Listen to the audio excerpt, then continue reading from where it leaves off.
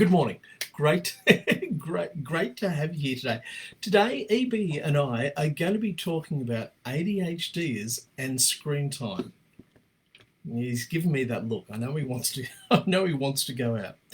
Okay, so screen time.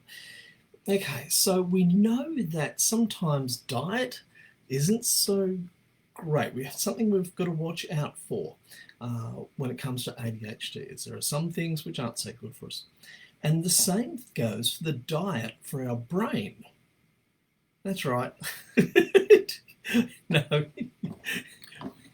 Yes, your brain can have a diet, EB, okay? All right. It can have a diet, and it can have a diet of a few things. Okay, so we know ADHD affects two parts of the brain. It affects the frontal lobe, which is the decision-making part, and it also affects the limbic system. And the limbic system is always seeking stimulation. Some people move, some people think. Okay, so remember those two things. When you put that together with screen time and ADHD, sometimes we're in for a perfect storm. But just before I start about that, I want to talk to you about games and gamification. You see, I did this course, I think back in 2017, this big online course at the University of Pennsylvania called Gamification. And I wanted to find out, why were these kids, and why were bears, just so absorbed in these games? I mean, I played a few games, but I knew there must have been something else to it. But basically, it's big business, and they want to keep you there. They want to keep you watching, they want to keep you playing, and they've got all these tricks to keep you there. In fact, it's quite mathematical that they give you feedback to let you know you're doing a great job at certain intervals all the way along the game. But they know you're going to get bored with that, so they stick in a few other things there to keep you hooked and keep you playing. So yeah, the games aren't truly games that I suppose traditionally people have played for years and years and years. They're trying to keep you there. They have different things like onboarding, and they can make you feel good about being part of the community. Okay, so let's get that sorted. They're designed to keep you watching and to keep you playing. Now, I think Dan Segal talks about this, and this is what parents want too. You see, they know that in life you've got to have a healthy food diet for your body, but you've also got to have a healthy brain diet. And Dr. Segal talks about having connection time with your family, but connection time with your social group as well. It's important to have exercise, and exercise is so important for ADHDs. That they often talk about, having medication. Medication helps with that limbic system, helps with that impulsivity and always seeking things, but it doesn't help with the frontal lobe. Exercise can actually really help you with all those things too. So exercise is important for your brain development, connection, having some quiet reflection time to yourself, perhaps people might call it mindfulness or some meditation, some learning time. Your brain loves to learn, loves to forget too, but it's made to learn, so your brain needs some learning time. It also needs time just for joy as well. Okay, so your parents know this, and they want you to have a balance of all those things. Now, here's the other thing parents have been warned about. We know from the World Health Organization that the World Health Organization, that 2 hours of screen time a day is it. Otherwise, it actually adversely affects your brain.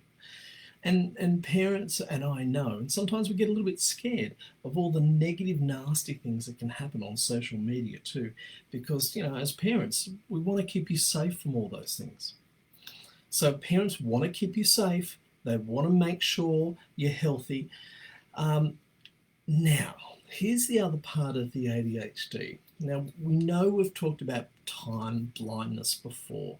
That's when time travels differently for people with ADHD.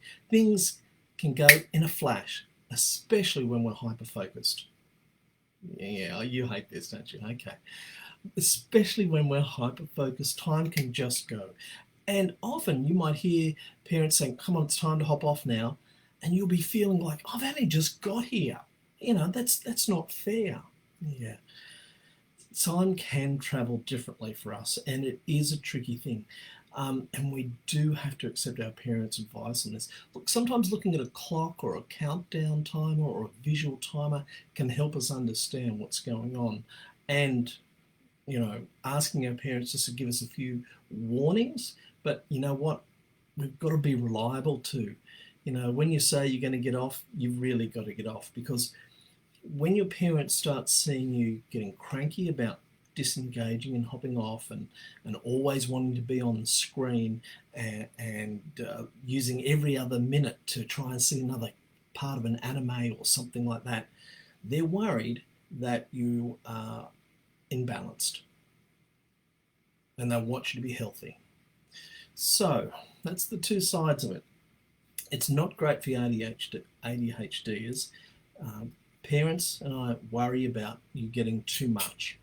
And it's also hard for ADHDers who, you know, have had a tough day at school and they just want to escape to then hop off.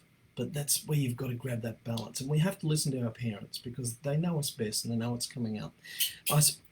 They don't want us to miss out on all those great opportunities. Yes, that's what it's about. Like, you didn't want to go to the beach yesterday, but you actually really enjoyed it yesterday. Yes, we got a little bit sunburned, but we did enjoy it. I suppose when you hear your parents saying, or you hear me saying, "Okay, it's time to hop off. You've had enough time there." What we really should be thinking is, or hearing, is this: "Kiddo, I love you. I really do. And I'm glad you've enjoyed this game.